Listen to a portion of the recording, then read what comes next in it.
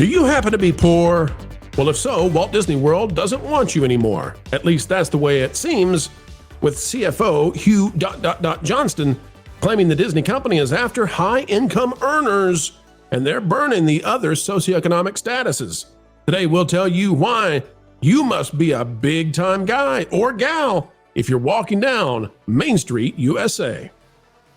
Hello, folks, and welcome back to TPP, That Park Place, where we have all the news that should be fun every single day, 3 times a day. Content on your way.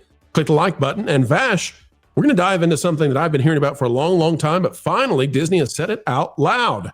Disney, I had been hearing years and years ago, even pre-pandemic, that their strategy was to aim for the global elite, the folks out there who have great wealth. $400K per year is really who they want. That's hard to get, so they'll drop down to $250K per year. But anyway, if you are lower middle class, it's becoming almost impossible to go to Disney World, and that seems to be by design. Vash, what do we have this time? We have straight from CFO Hugh Johnston actually saying that they are prioritizing high-income guests over average American families. This article here from Marvin Montanaro, November 21st, 2025. Disney finally said the quiet part out loud, admitting that it values high-income guests at its theme parks over average American families. For decades, Walt Disney World and Disneyland were synonymous with the dream American vacation, a place where families saved, planned, and counted down the days to a once-in-a-lifetime trip. But according to Disney's own financial team, those days are slipping further into the past, and now the company isn't even pretending otherwise. During the Wells Fargo Technology, Media, and Telecom Summit, Disney CFO Hugh Johnston openly acknowledged that the parks, quote, tend to be at the higher income deciles, adding that these wealthier visitors, quote, continue to do well. Let's talk about this for a minute, Vash. Hang on. I just want to explain this to people, because it would be very easy for the detractors to say, well, you guys, you're just being negative, because obviously, Disney and other theme parks would love to have rich people come because they spend more money, because they have more money, so they can spend more money. And we say, yes, you're exactly right. The issue here is that Disney has backed themselves into a corner, and they did it on purpose. Disney has backed themselves into a capacity problem. And that is that the reason Disney needs to aim for high-income folks, they need to drag them out of Monaco. They got to get them off their African safaris. They got to take them away from Hawaii. The reason Disney needs to do that is because they have limited attractions at Epcot, Animal Kingdom, and Hollywood Studios. How few? Well, we're talking about, like, in Animal Kingdom, 5 or 6 attractions. In Epcot and Hollywood Studios, it's something like 10 or 11. That's not enough to do, and that's not going to suffice for big crowds. So, since Disney has decided to go with a strategy that forces people to use Lightning Lane because there's so few attractions to do, thus you have longer lines, Disney needs to play that to the wealthier crowd. If you don't have capacity issues, Vash, if you have plenty of things to do and you have plenty of traffic space, if you have lots of pavement for people to walk on and there's stuff to see and stuff to do from sea to shining sea inside of Disney, then you don't have to just aim for rich people, because you can flood the theme park with all kinds of folks. And, you know, I'm not telling you that they need to bring in riffraff. That's not what we're talking about. We're talking about middle class is going in debt now. Middle-class families across America go in debt to visit Disney. That's the situation. And Disney doesn't like that, but they don't like it because you're going in debt. They don't mind that. They don't care how they get your money. What they mind is that if you're going in debt to go to Disney, and 50%, according to recent studies, have shown 50% of families with kids go into debt to visit Disney World. What they don't like is that if you're going into debt, the chances of them getting even more money out of you is very low. But if you're rich, if you're wealthy, Disney knows that you'll succumb to them, right? When they offer a $400 premier Lightning Lane pass thing that lets you skip every single line in the park, then there's going to be a line. There's only 8 attractions. You know, when they do that, you won't look at your little child, little Prissy or Sissy or whatever her name is, and say to her, sweetie pumpkin pie, darling dear, I love you, but daddy can't afford another Ferrari and to do that Lightning Lane premier pass. And then when she looks up, you know, with tears in her eyes, Disney knows that Daddy Warbucks is going to say, oh, sweetie, my little cinnamon bun, you're right. I'm done with more Ferraris. Let's go get on every ride and skip the line every time. And he doesn't know that it's a 20-minute wait. He's too good for that. He's too good for that anyway. Disney is aiming for that kind of person. That's been the strategy all along. A boutique experience, Vash. Yeah, absolutely. And we have heard Bob Iger actually say this, that they believe that they're a luxury brand and so forth, and or at least they, in the amusement industry, they have positioned themselves as a luxury brand within that. From Hugh Johnston actually saying the quiet part out loud is very interesting, because we have been noting that the way that Disney has been making up for the attendance shortfall is through higher per caps, right?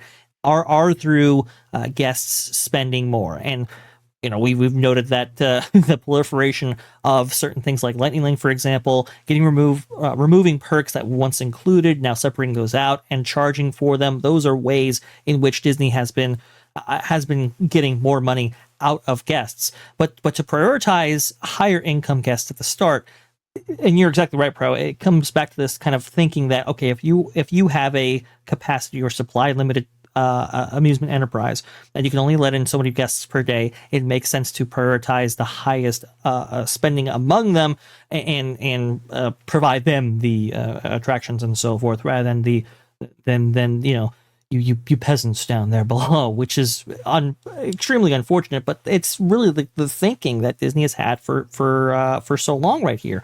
And so the issue that reasoning kind of has is that it doesn't take into account the what this does to a business over time. Because I think from quarter to quarter, it's like, it makes sense, right? Spreadsheets, it's like, hey, look, listen, we prioritize higher spending guests, they're spending more, we're all good. But what happens to the brand over time when you continuously do that? And is that something that is necessarily going to last you? I don't believe it is, because the word's going to get out. Okay, well, this is an experience for the super elite, so I'm not going to go if I'm an average American, or even somebody of a lower income and so forth. And on the flip side, I think Disney is not necessarily set up to cater to the ultra wealthy. So I don't think, for people looking for that experience, Disney is necessarily going to be able to satisfy that market. So really, it's diminishing returns, with a long enough time span right there. But unfortunately, you have executives who work at the company who aren't necessarily interested in what this does to the business 5-10 years, because in a lot of cases they will no longer be there. They will use this in order to pad out their portfolios for the quarters. They will send that to their new jobs, and then they will move up the corporate hierarchy, which is unfortunate, but is unfortunately a reality plaguing the Walt Disney Company and so many other corporations out there. We know that they know this is a failing strategy, Vash. We know that. And the reason that we know it is because they've already pulled a 180. Disney is developing more attractions for their parks. Yeah.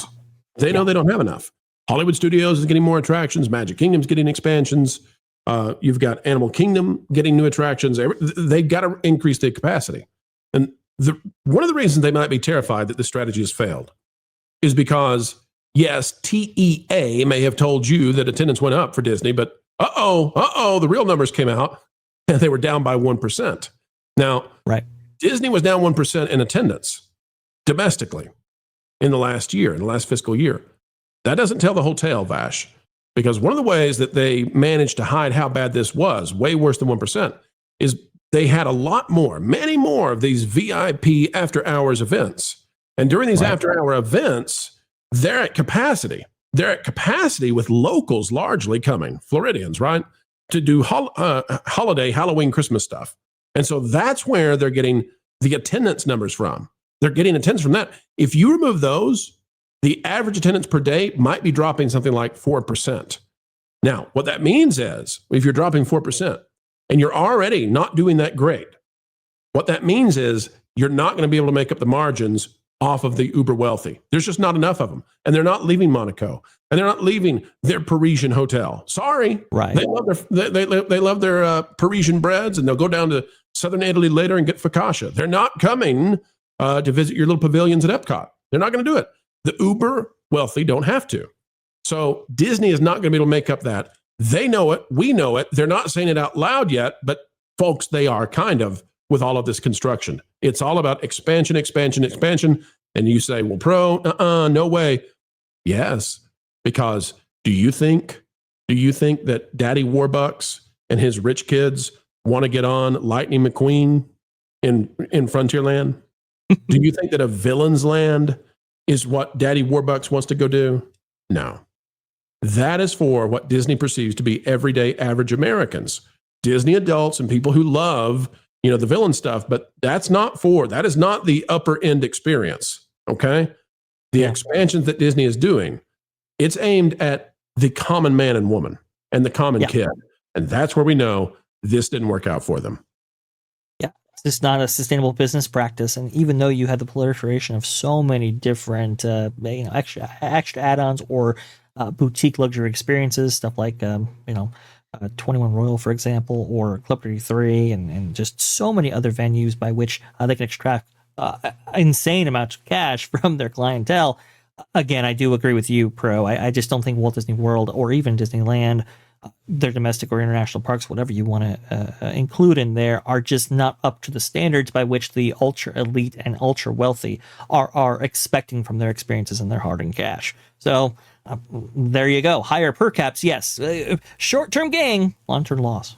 And what's the Walt strategy? What's Uncle Walt say to do? Get as many people from all of the different socioeconomic strata to come into the doors. Give them a good time. No kid, whether rich or poor, should be denied a time on Main Street USA.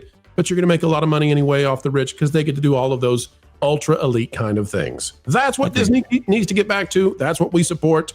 Folks, you can support us by clicking that like button, share, subscribe, click it, stick it to the algorithms. It is the notification bell. Drop a comment down below. Let us know your thoughts. And until the next time we have the pleasure of spending time with you, it's your friends at TPP, where all the news should be fun. Thanks for watching That Park Plays News. For more information, consider checking out www.thatparkplace.com. And don't forget to subscribe, share, like, and send this out on your favorite social media accounts.